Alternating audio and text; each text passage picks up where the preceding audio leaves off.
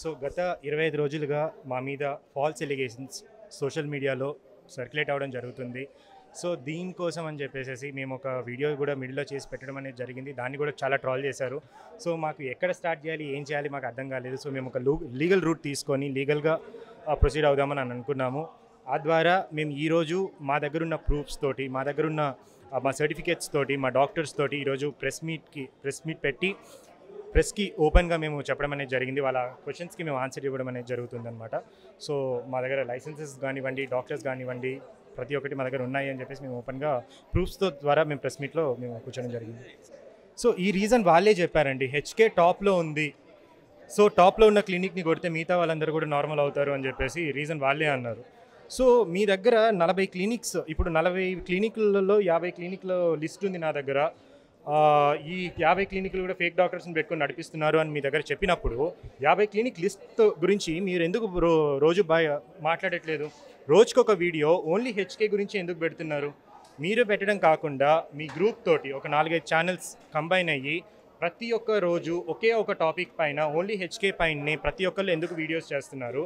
And మీరు కొన్ని media ఛానల్స్కి కానివ్వండి, కొంతమంది ఇన్ఫ్లుయెన్సర్స్కి కానివ్వండి పే చేసి మరీ ఇలా నెగిటివ్ పబ్లిసిటీని ఎందుకు చేస్తున్నారు? కొన్ని ఛానల్స్కి మేము వెళ్ళడం జరిగిందండి. ఏ ఛానల్స్ అయితే ఈ ఎలిగేషన్స్ అయితే రేస్ చేశారో కంటిన్యూస్గా, కొన్ని ఛానల్స్ని మేము మా టీం ద్వారా, మా ఫ్రెండ్స్ ద్వారా వాళ్ళని అప్రోచ్ అవ్వడం అనేది జరిగింది. వాళ్ళు మమ్మల్ని ఎలవ్ చేయలేదు, మా వర్జన్ వినడానికి కూడా రెడీగా లేరు. అండ్ ఇంతకుముందు చెప్పినట్టు ఎవరైతే ఈ ఎలిగేషన్స్ అన్ని స్టార్ట్ చేశారో ఆవిడ ఒకరి ద్వారా, మా సర్కిల్లో ఒకరి ద్వారా మాకు ఒక వాయిస్ నోట్ పంపించడం అనేది జరిగింది. హెచ్కేలో ఇలాంటి ఎలిగేషన్స్ ఉన్నాయి, వాళ్ళు ఇవి తప్పులు చేశారు, మీరు ఒకసారి వాళ్ళకి చెప్పండి, వాళ్ళని సరిదిద్దుకోమని చెప్పండి అని చెప్పేసి. అది విన్న వెంటనే మాకు అర్థమైంది ఎవరు దీని వెనకాల ఉన్నారు, ఎవరు చెప్పారు అని చెప్పేసి. మేము మా సైడ్ ఆఫ్ వర్జన్ మీరు వినండి, మేము మా సైడ్ ఆఫ్ వర్జన్ విన్న తర్వాత, మా నిజం మీరు విన్న తర్వాత మీకు ఏది న్యాయం అనిపిస్తే మీరు వాళ్ళ పైన స్టాండ్ తీసుకొని మీరు మాట్లాడవచ్చు అని చెప్పేసి అన్నారు. కానీ మా సైడ్ ఆఫ్ వర్జన్ ఏమాత్రం వినకుండా, మాకు ఆ ఛాన్స్ కూడా ఇవ్వకుండా నెక్స్ట్ డేనే ఇంటర్వ్యూలో కూర్చొని ఇలా మాట్లాడడం అనేది జరిగిందనమాట. అండ్ అక్కడి నుంచి కూడా స్టార్ట్ అయింది. అండ్ ఎవరైతే కొన్ని మీడియా ఛానల్స్కి మేము కూడా అప్రోచ్ అయ్యామంటే వాళ్ళు మమ్మల్ని అలౌ చేయలేదు. ఫస్ట్ అయితే ఈ యూట్యూబర్స్ అందరు ఎవరైతే ఉన్నారో, అంటే ఒకరు చేస్తున్నారని చెప్పేసి ఇంకొకరు చేయడం, కొంతమంది వ్యూస్ కోసం చేయడం, కొంతమంది దీనికోసం చేయడం అయింది. మీరు అవేర్నెస్ అని చెప్పేసి ఇది చేస్తున్నారు. ఈ అవేర్నెస్ ప్రోగ్రామ్ అని అన్నప్పుడు అట్లీస్ట్ ఒక 2 minutes ఆఫ్ టైం అన్నా మీరు దీని మీద రీసెర్చ్కి పెట్టారా? వెబ్సైట్లో ఓన్లీ 2 డెర్మటాలజిస్టులు ఉన్నారు, అంటే ఈ 5 క్లినిక్లు ఇద్దరు పేరు మీద రన్ అవుతున్నాయి అని అన్నారు. ఒక్కసారన్నా ఒక క్లినిక్కి కాల్ చేశారా, ఇక్కడ డెర్మటాలజిస్ట్ ఉన్నారా అని ఎంక్వైరీ చేసుంటే ఆ రోజు మీకు అర్థమైపోయేది డెర్మటాలజిస్టులు ఉన్నారు అని చెప్పేసి. సో ఎటువంటి ఇన్ఫర్మేషన్ లేకుండా గూగుల్లో బిట్స్ అండ్ పీసెస్లో ఉన్న ఆ ఇన్ఫర్మేషన్ తీసుకొని దాని నుంచి ఏదో ఒక స్టోరీ అల్లేసుకొని మొత్తం చేశారు. అండ్ వీళ్ళందరి మీద కూడా డెఫినెట్లీ మేము యాక్షన్ తీసుకుంటున్నాము.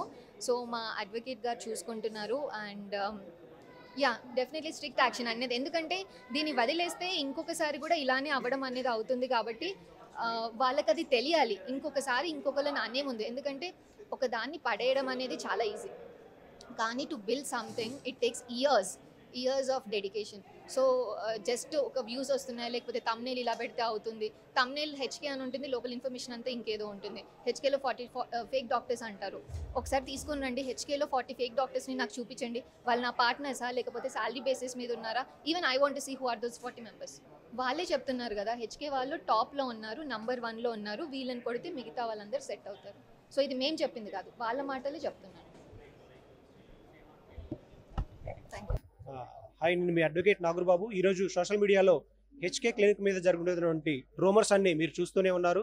హెచ్కే క్లినిక్లో 40 మంది ఫేక్ డాక్టర్స్ ఉన్నారనేటువంటి allegations, HK clinic proper licenses లేకుండా, లీగల్గా ఎలాంటి అథెంటిసిటీ లేకుండా వాళ్ళ క్లినిక్ రన్ చేస్తూ ఉన్నారని, ఫేక్ ప్రొసీజర్స్ ఫాలో అవుతూ ఉన్నారని కొన్ని ఎలిగేషన్స్ రావడం జరిగింది. దీనికి సంబంధించి మేము పబ్లిక్ డొమైన్లోకి వచ్చి, హాస్పిటల్ తరఫున పబ్లిక్ డొమైన్లోకి వచ్చి each and every document, every licence DGP గారికి ఇవ్వడం జరుగుతూ ఉంది. అలాగే ఇవి రైట్ టు ఇన్ఫర్మేషన్ యాక్ట్ ద్వారా ప్రతి ఒక్కరికి అవైలబుల్లో ఉంటాయి. ఆల్ రిజిస్ట్రేషన్స్ మీకు యాక్సెసిబుల్లో ఉంటాయి. సో ఈ రూమర్స్ని నమ్మొద్దు. ఎవరైతే ఈ టార్గెట్ ఇంటెన్షనల్గా చేస్తూ ఉన్నారో, వెల్నెస్ ఆఫ్ ఉమెన్ అనే ప్రైవేట్ లిమిటెడ్ అనే ఒక ఆర్గనైజేషన్ దీని వెనకుండి ఈ మలేషియస్ క్యాంపెయిన్ చేయిస్తూ ఉన్నారని మా దృష్టిలోకి రావడం జరిగింది. వాళ్ళ మీద 2 కోట్ల నష్టపరిహారం క్లెయిమ్ చేస్తూ మేము కేసు ఫైల్ చేయడం జరుగుతుంది.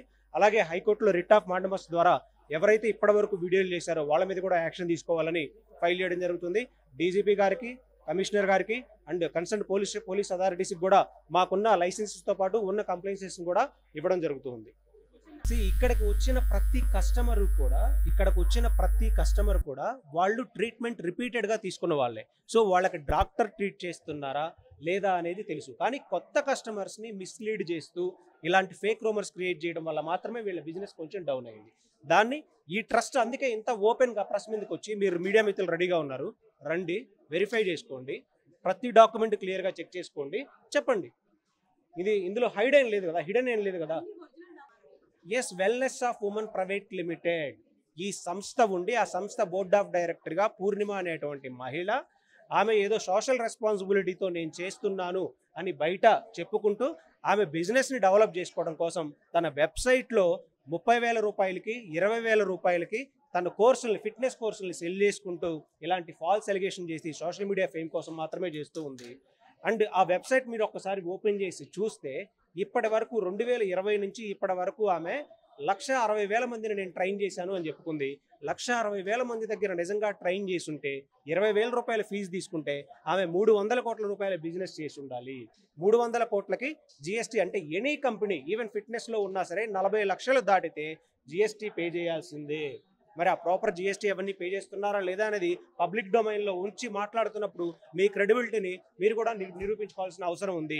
మీరు చేసిన డిఫేమ్ ఎలిగేషన్స్కి మేము లీగల్గా కాంపిటెన్సీ తోటి ప్రెస్ ముందుకు వచ్చి ఈవెన్ ప్రతి కాంపిటెంట్ అథారిటీకి సబ్మిట్ చేస్తూ ఉన్నాం కాబట్టి, ఈవెన్ డిహెచ్ఎంఓ గారు కూడా వచ్చి ఇన్స్పెక్షన్ చేసి మరీ వెళ్ళారు కాబట్టి, రిపీటెడ్గా 1-2 సార్లు వచ్చి ఇన్స్పెక్షన్ చేసి అన్ని క్లియరెన్స్ ఇచ్చారు కాబట్టి మేము చాలా క్లియర్గా లీగల్ యాక్షన్ తీసుకోవడానికి రెడీగా ఉన్నాం. లీగల్గా మేము ముందుకెళ్తూ ఉన్నాం.